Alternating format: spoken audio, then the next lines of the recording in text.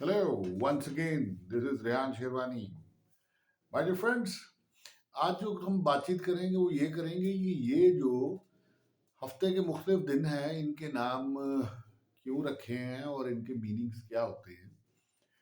हफ्ते का जो दिन है पहला वो मंडे है, दूसरा ट्यूसडे, तीसरा वेंसडे, चौथा थर्सडे, पांचवा फ्राइडे, छठा सैटरडे एंड जो सातवां दिन है उसको संडे कहते हैं।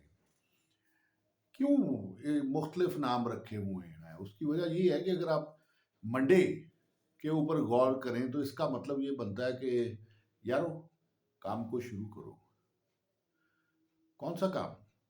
प्रोफेशनल काम, दूसरों की खिदमत करने का काम। जैसे एक टीचर है तो वो पढ़ाना शुरू कर देता है और पूरे जोर शोर से पढ़ाता है। तो मंडे मीन्स काम को शुरू करो, ट्यूसडे मीन्स काम में खुपते चले जाओ, वेंसडे मीन्स काम में और ज्यादा खुपते चले जाओ और खुपते चले जाओ, थर्सडे मीन्स काम को अब खात्मे की तरफ ले जाओ और फ्राइडे मीन्स के काम को आज खत्म कर दो। सैटरडे काम का दिन नहीं है। सैटरडे को वो काम करो जो तुम्हारे दिल को भाता है, तुम्हें बहुत पसंद है, जिससे तुम रिलैक्स फील करते हो।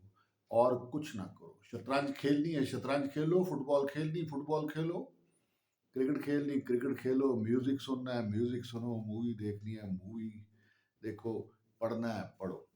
संडे, संडे का मतलब ये है कि आराम से सुकून से बैठो, कुछ ना करो, बिल्कुल डल होके बैठो, बिल्कुल रिलैक्स अपने ब्रेन को कर लो, जीरो कर लो। तो Monday Tuesday Wednesday Thursday Friday Saturday ऐसे ही नाम नहीं रखे हुए हैं। ये कैफियत का नाम है, ये काम की पेस का नाम है, ये प्रोफेशनल जिंदगी गुजारने का नाम है।